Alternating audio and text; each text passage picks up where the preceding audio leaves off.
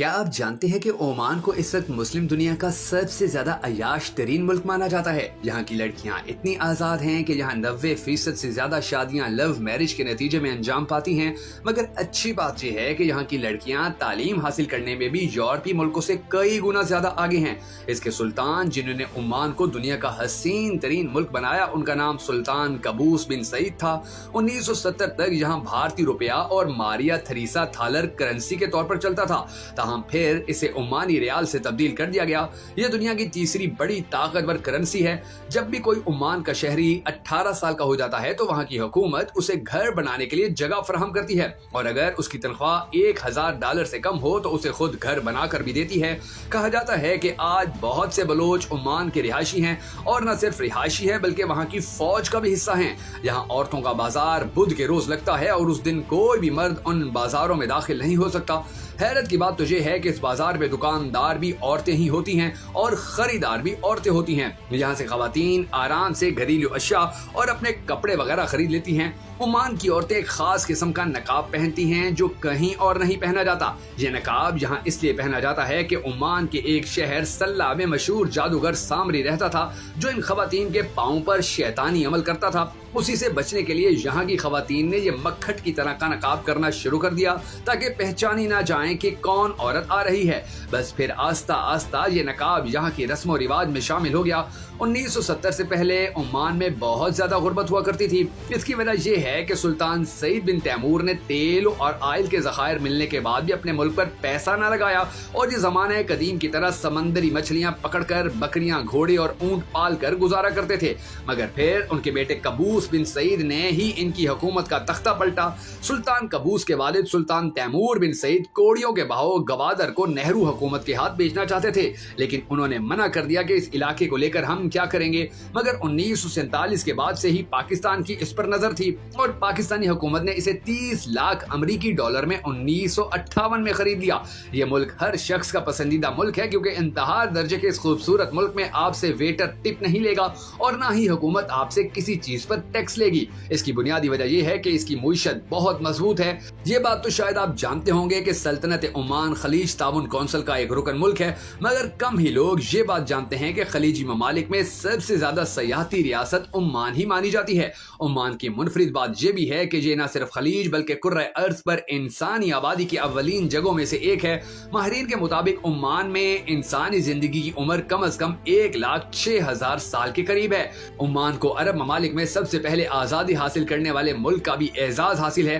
یہ ملک ماضی میں پرتگال کی نو آبادی کالونی بھی رہا ہے۔ 1650 میں جنگ آزادی کر کے عمانی قبائل نے پرتگالیوں کو بے دخل کر دیا تھا، جبکہ باقی عرب ممالک کو استعماری قوتوں سے آزادی بہت بعد میں ملی ہے۔ سابق امریکی صدر جارج ڈبلیو بش باپ بیٹے دونوں نے اپنے اپنے ادوار میں عمان کے دورے کیے تھے۔ عمان کی خاص بات یہ بھی ہے کہ یہ واحد خلیجی ملک ہے کہ جو یمن کی حالیہ جنگ میں سعودی عرب کے آپریشن کا مخالف رہا ہے۔ یہ ملک ایران اور سعودی عرب کے درمیان ثالث کا کردار بھی ادا کرتا رہا ہے۔ ماضی میں بھی کویت اور عراق، جبکہ عراق ایران جنگ میں بھی عمان نے حیران کن طور پر ثالث کا کردار ادا کیا تھا۔ عمان کو دہشت گردی سے پاک ملک ہونے کا بھی اعزاز حاصل ہے۔ 9/11 کے بعد دنیا بھر میں شروع ہونے والی دہشت گردی کا بھی کوئی اثر عمان پر نہیں ہوا تھا۔ یہ ملک اتنا پرامن ہے کہ اب تک کوئی ایک دہشت گردانہ واقعہ بھی یہاں رونما نہیں ہوا ہے، جس کی وجہ سے اس کا یہ اعزاز بھی سب سے نمایاں اور اہم ہے۔ ماضی میں عمان کو سب سے بڑے کشتی ساز ملک کی حیثیت بھی حاصل رہی ہے۔ عمان کی بنائی ہوئی کشتیاں یورپ تک میں بھی برآمد کی جاتی تھیں۔ مسقط، جو کہ عمان کا دارالحکومت اور سب سے بڑا شہر ہے، نیشنل سینٹر برائے شماریات و معلومات عمان کے مطابق مسقط کی مجموعی آبادی تقریباً 14 لاکھ کے قریب ہے۔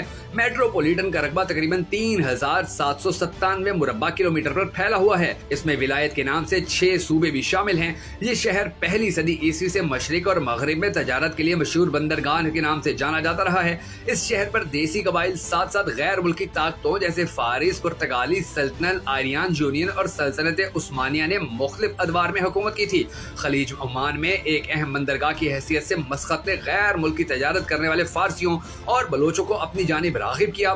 1970 میں عمان کے حکمران हुक्मरान बनने वाले सुल्तान काबूस बिन सईद ने एक वसी सल्तनत कायम की और इनका दौर मस्कत के लिए सुनहरा तरीन दौर था। अगर ओमानी तर्ज तामीर की बात करें तो वो अपने डिजाइन, असलूब और सजावट के लिहाज से अरब के मुनफरिद फन तामीर में से एक मानी जाती है। ओमान में अमारात न सिर्फ गैर मामूली ओमानी तामीराती तर्ज की अक्कासी करती हैं, बल्कि वो ओमान की उम्दा सकावत और इसके कदीम विरसे की भी अक्कास हैं। चनाचा आज हम मस्कत की सबसे मुतासिर कुन अमारतों का जिक्र करेंगे, जिनके बारे में जानकर आपके दिल में वहां जाने की ख्वाहिश मचलने लगेगी। मगर उससे पहले अगर आपने अब तक हमारी इस दिलचस्प वीडियो को लाइक नहीं किया तो हमें सपोर्ट करने के लिए इसे लाइक जरूर कर लीजिए। मैं हूं शकील हैदर और आप देख रहे हैं आपका पसंदीदा चैनल भखर नेटवर्क वीडियोस।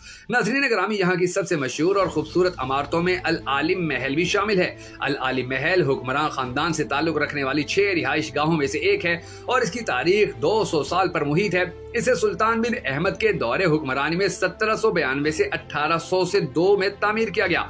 1972 में इसकी शाही रिहाइश गाह के तौर पर असर नो तामीर की गई थी। सुनहरे और नीले रंगों से मुज़य्यन ये महल एक खूबसूरत और मुनफरिद फन तामीरात की अक्कासी करता है। इसमें संगमरमर के फर्श, ओमानी स्टाइल में बनी लकड़ी की बालकानियां और 4 दीवारी में घिरे खूबसूरत बागात हैं, जो सब ओमानी फन तामीर को सामने लाते हैं। मस्कत में वाक़े रॉयल ओपेरा हाउस मुल्क में म्यूजिकल आर्ट और कल्चर का मरकजी कायम मकाम है। ओपेरा हाउस 2011 में कायम किया गया था, जिसमें कंसर्ट थिएटर और ऑडिटोरियम के अलावा मुनफरिद अंदाज में तैयार करदा लैंडस्केप गार्डन के साथ एक सिकाफती मार्केट भी मौजूद है। इस मार्केट में रिटेल दुकानें, पुरतइश रेस्टोरेंट और एक आर्ट सेंटर मौजूद है। इमारत के तामीराती ढांचे से लेकर इसका इंटीरियर डिजाइन, जो कि आराइशी दीवारों, क्रिस्टल फानूस, सुर्ख कालीनों, खूबसूरत रोशनी और लकड़ी की दीवारों पर मुश्तमिल है। रॉयल ओपेरा हाउस को ओमान की हैरत अंगेज और असरी फन तामीर की शानदार इमारत के रूप में पेश करता है। 2001 में तामीर की जाने वाली सुल्तान काबूस ग्रैंड मस्जिद ओमान की सबसे बड़ी मस्जिद मानी जाती है।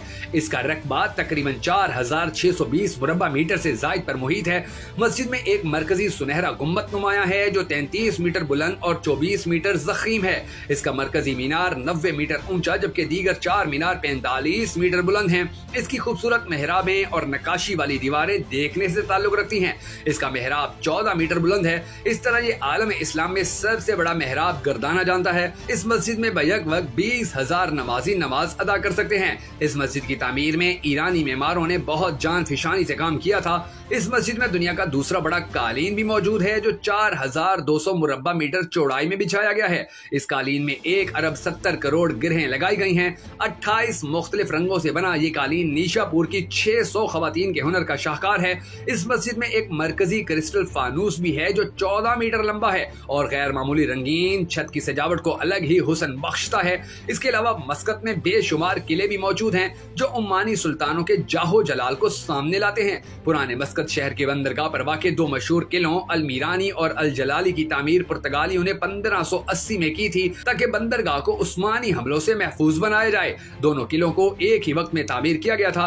1650 में ये ओमानी फोर्सेस के पास आ गए और उसके बाद मुख्तलिफ अदमार में इनकी तामीरें नौ होती रही। इनका गैर मामूली फन तामीर ओमान के कदीम विरसा और बहादुरी से भरपूर तारीख की अक्कासी करता है।